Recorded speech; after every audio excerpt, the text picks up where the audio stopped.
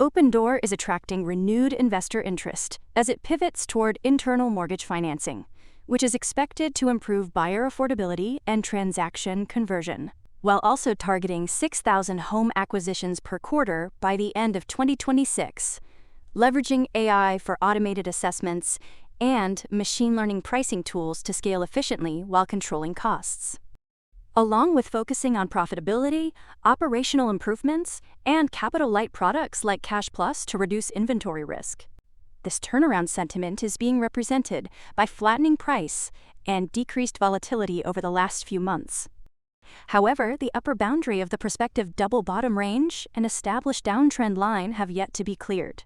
So we'll likely wait till Opendoor's first quarter 2026 financial results on May 7th for technical confirmation of price closing over these thresholds, which will in turn be driven by market reaction to how well the turnaround is going.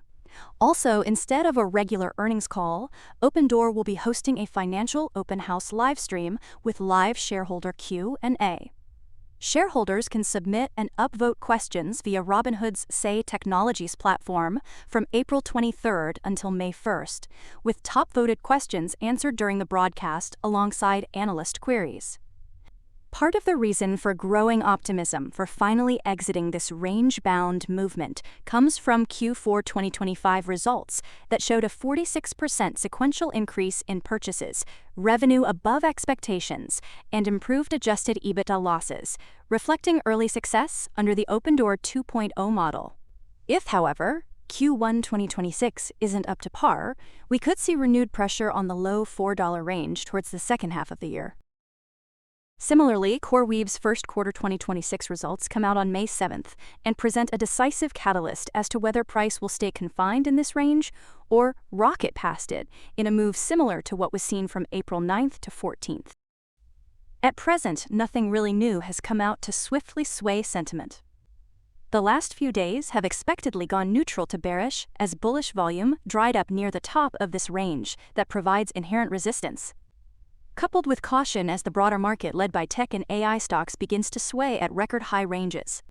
In the bigger picture, CoreWeave's contention still comes back to bears pulling and detracting by highlighting its massive debt load, while supporters point to the necessity of such spending to meet explosive AI infrastructure demand to support CoreWeave's existing and potential multi-billion-dollar hyperscaler deals.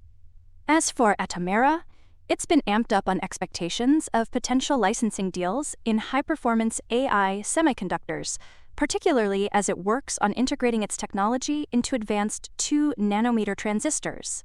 Optimism centers on technical validation and partnerships.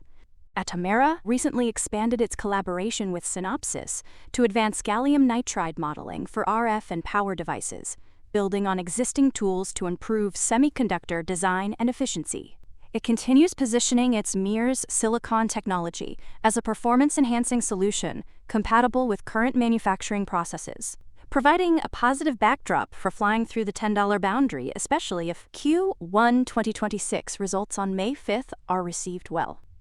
Though skepticism remains due to its pre-revenue history and past delays, plus price is of course overextended in the short term.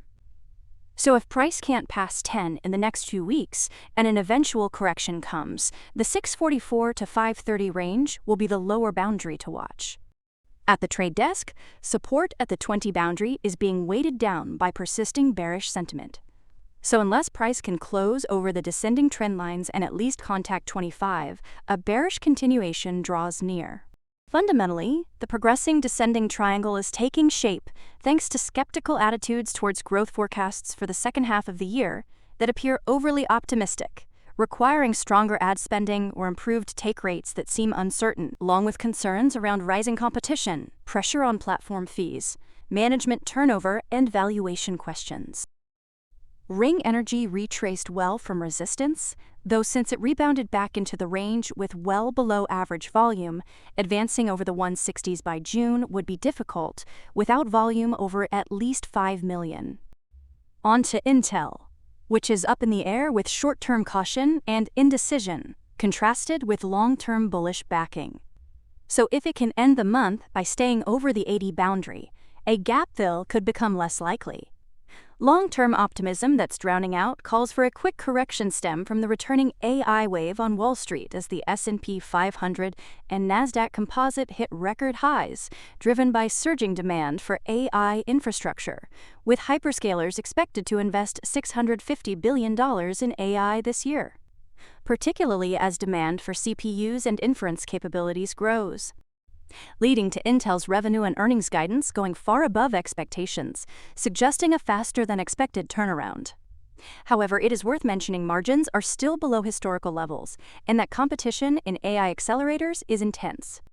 Down to the 550 boundary, TMC is feeling the lasting weight of the recent bearish continuation, making a climb higher even more difficult towards mid-May without a rush of buyers accompanied by daily volume at least near 7 million. Yet, Team TMC posits price could drop to 4, but no lower, because TMC and its subsidiaries submitted a decade of deep-sea exploration data to the International Seabed Authority's deep data, including tens of thousands of biological and geochemical records from the Clarion-Clipperton Zone. This is a big deal because the dataset, part of a $250 million environmental program, is among the most comprehensive ever assembled and supports dozens of scientific studies. TMC is also sharing findings through a video series highlighting reduced environmental impact. In the broader context, the company is advancing toward commercial production via a U.S. permitting pathway, targeting approval within a year and first production around 2028, while exploring domestic processing infrastructure and partnerships to strengthen supply chains. On to Avis Budget Group, which got a dose of reality with a big bearish engulfing hug, which, as expected, couldn't quite breach 200 right away, despite a super-selling spike over 3 days. Now the market will be watching with bated breath to see if 200 can hold just a bit longer for the chance of another attempt over 300, or whether short sellers can shift sentiment back towards the mid to low 100s. Interestingly, the classic short squeeze-driven surge didn't get as much of its grip from retail investors like previous meme stock rallies, potentially leaving the surge more unsupported if they don't step in. The reversal also came as the stock detached from fundamentals and speculation grew that the company might issue new shares after moving up its earnings date, signaling potential dilution. Add to that, the bullish factors we discussed in the last few weeks have a more temporary effect. For example, increased demand for rental cars due to air travel disruptions, which could eventually fade as airport lines start shortening. At the Beyond Meat breakfast buffet, bulls bit on some sizzling action over $1. But, as expected, it was short-lived as bears rushed in to reclaim their place at the table, prompting attention to refocus on whether falling price can begin to slow down nearing the low 70s, and rest for another run at $1 later. After all, the heat was turned up largely by technical factors rather than improving fundamentals. Heavy short interest around 31% did fuel short covering, while increased options activity and meme stock momentum did amplify a quick burn for some quick gains. However, in the long run, price remains far below past highs due to the lasting effects of weak sales, ongoing losses, and declining consumer demand tied to high prices and concerns over processed ingredients. But at least there was some buzz around spicy plant-based chicken at major retailers like Kroger, but that, along with stock speculation, won't turn up the heat enough for the fight, which is, again, mostly fundamentally driven for the time being.